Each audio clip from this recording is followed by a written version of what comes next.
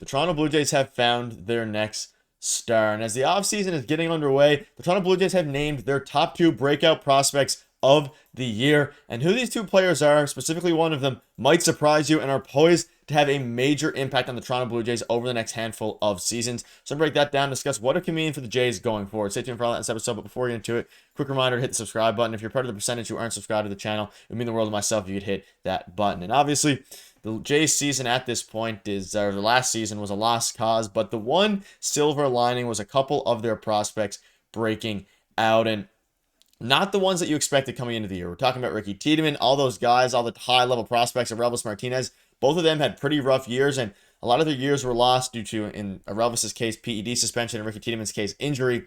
But a couple of other players kind of got lost in the shuffle because of all the talk about these star prospects. Two of these players I'm talking about today have broke out for the Toronto Blue Jays this year, and quite frankly, a lot of fans haven't been talking about them, and you can see this here. So the Toronto Blue Jays duo named teams minor league prospects of the year, and the Blue Jays finished last in the American League East at the major league level, but the news in the farm system was still exciting. And again, we talk about the guys like setbacks for Ricky Tiedemann, setbacks for Relvis Martinez. They were able to restock their farm system at the trade deadline, trading Kikuchi, Turner, all those guys like we know. And on yesterday's Thursday night, a pair of prospects were honored as the team's MLB Pipeline Prospects of the Year. And those guys are someone we've discussed before in Alen Rhen, but also right-handed pitcher Fernando Perez, who has been named, again, the two prospects of the year. So we'll dive into both of them. But Rhoden, 16 homers, 75 RBIs, above an 850 OPS with the Buffalo Bisons and New Hampshire Fisher Cats. And then Perez, someone who we didn't speak about much on the channel and really hasn't been generating much buzz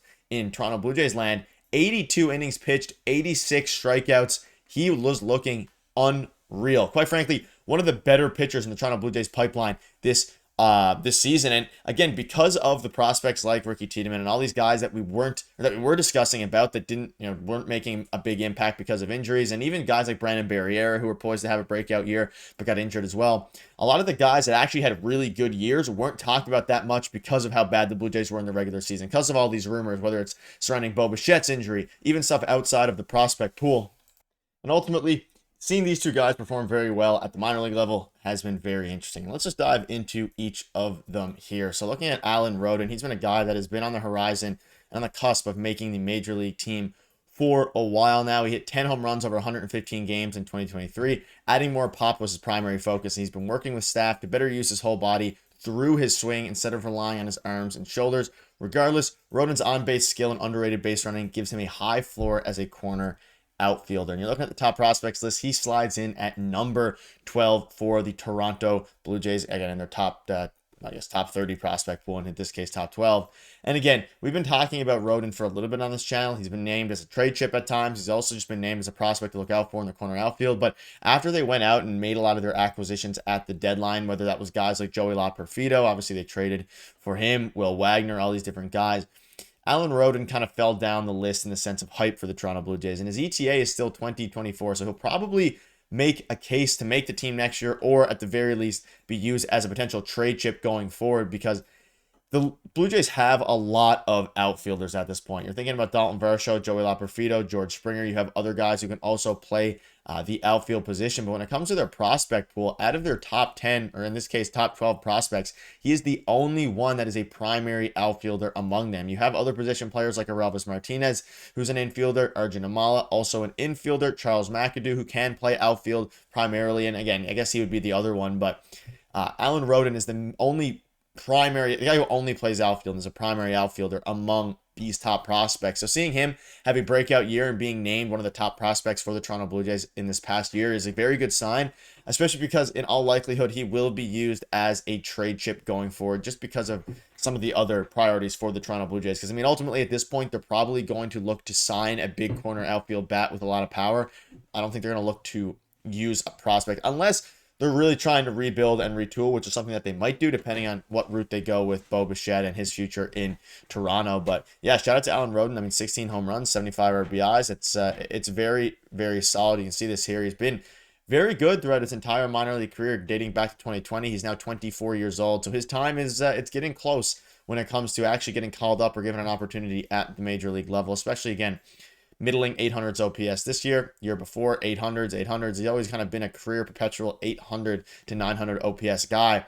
It's just a matter of if he's going to be able to get a shot at the major league level, which is something that the Toronto Blue Jays definitely want to give him a shot to do that, to rise his trade value and raise his trade value. But I'm not sure that next year is going to be the year with the guys like Joey Loperfido on the team. But it's going to be interesting to see. Let me know in the comments what your thoughts are on that. Again, his grades ranked 20 to 80, 50 hit, 40 power, 45 run, 50 arm, 50 field. So pretty well-rounded player overall. But the other guy on this list is Fernando Perez, and this one is super interesting. He's a guy who's only 20 years old. His ETA is not for a few years, but he had a breakout year, and it is very exciting. This is one of the players that we're going to have to keep an eye on, as he's actually has a potential to make a huge impact and be a star in this league. So he has a 50 fastball, 50 curveball, 55 slider, 50 changeup, and 55 control. But when you're looking at him and his breakout and how he did, I mean, last season, again, he had a 4 ERA in A-ball, but again, he's only 20 years old, 17 innings, or 82 innings pitched in 17 games, and he's not, he didn't have a phenomenal season ERA-wise. When you're looking at the consistency, he was one of, if not the most consistent pitcher in the Jays system.